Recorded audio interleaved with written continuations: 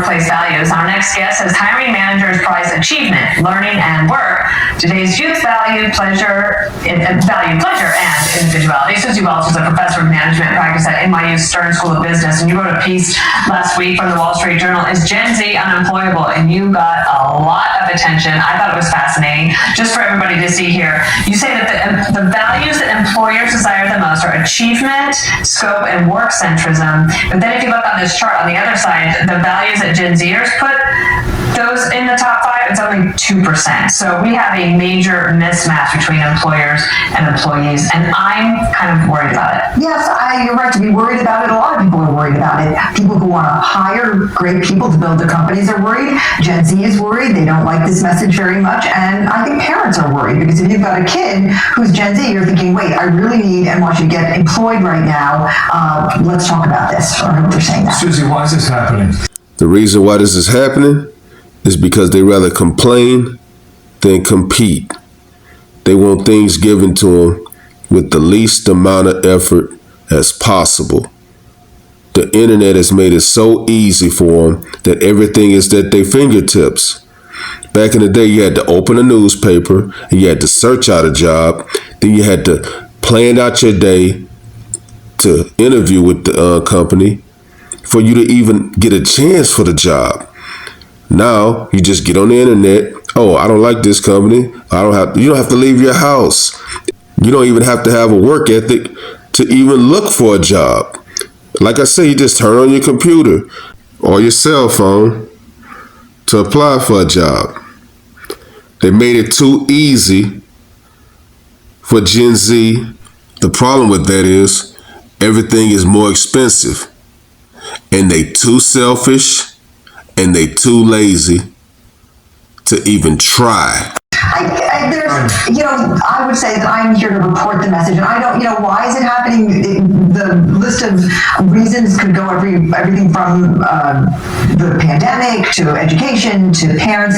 It's more that, how we landed here is less important than we have landed here. We've got a large generation coming up looking for jobs that want self-care, and they value voice, authentic self-expression. They value non-sipping, which means helping people, which is a beautiful value. But you've got hiring managers who are saying, look, we value performance and results, and we want achievement and learning and work centrism. And I think that there's always been a disconnect between generations. Always. There always has been. The magnitude of only 2% presenting with the values that hiring managers are looking for in a time when jobs are shrinking anyway because of AI, that's what kind of makes this the perfect storm. You could blame the parents to a certain point.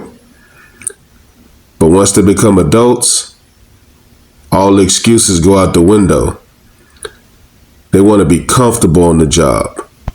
But guess what? Those people that want their money every month, they don't care about your comfort. And let's see how comfortable you are when you're living in your car or you're living at your parents' house and you don't have any privacy to do what you want. Let's see how comfortable you are then. In fact, Fortune magazine said that Gen Z's hiring nightmare is really about discrimination. Youngism is worse than AI when it comes to eating entry-level jobs. Like they just don't want to get hired. See, the reporter let her thoughts slip out. She must have teenagers at home. It's not only that they don't want to get hired. They don't want to work. They want everything given to them. And they got other Gen Zs, but from different countries. And they coming in here to eat. And if you don't want to, if you're not trying to eat, you're going to end up starving. So, I don't know if you can speak to this, but if you are one of those parents or if you're one of these people that are listening, can you turn it around? Yeah, for sure. Well, look, you can't change your values. I'm not going to say to somebody in Gen Z, don't value self-care and pleasure and recreation if that's what you truly value. If you want to get hired, you may for a period of time in your life need to repress or suppress those values to get and live into a job.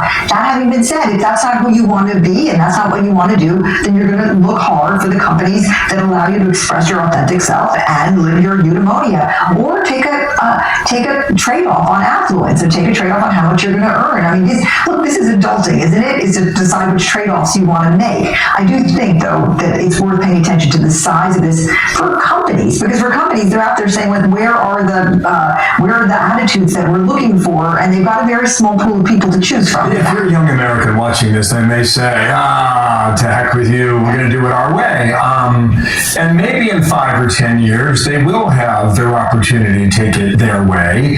If you look into the future and you see down the road, how would they shape things possibly? Or are they shaped by us? Well, look, someday Gen Z will be running business, and they can run business exactly the way they want. And maybe it will be a different model where people's well-being and their voice and their desire to help others is the number one thing that companies are paying attention to. And maybe that is the world that we are going to. That is for Gen Z's generation to decide and drive. Right now, we have generations that are running business that would like to make a return to the shareholders, who would like to have performance and results. And they're saying, look, I think the way you get there is with achievement and work centrism. The lady asked, as a parent, at some point, can you change their mind? No, absolutely not. Once they turn about 12, they done stop listening to you anyway. So that's out the window. And as for Gen Zers that's going to be running companies in the future, they're not going to have that work ethic. They're going to have the work ethic of every other person that owns a business. You either smoke or you get smoked. The price of everything is going up.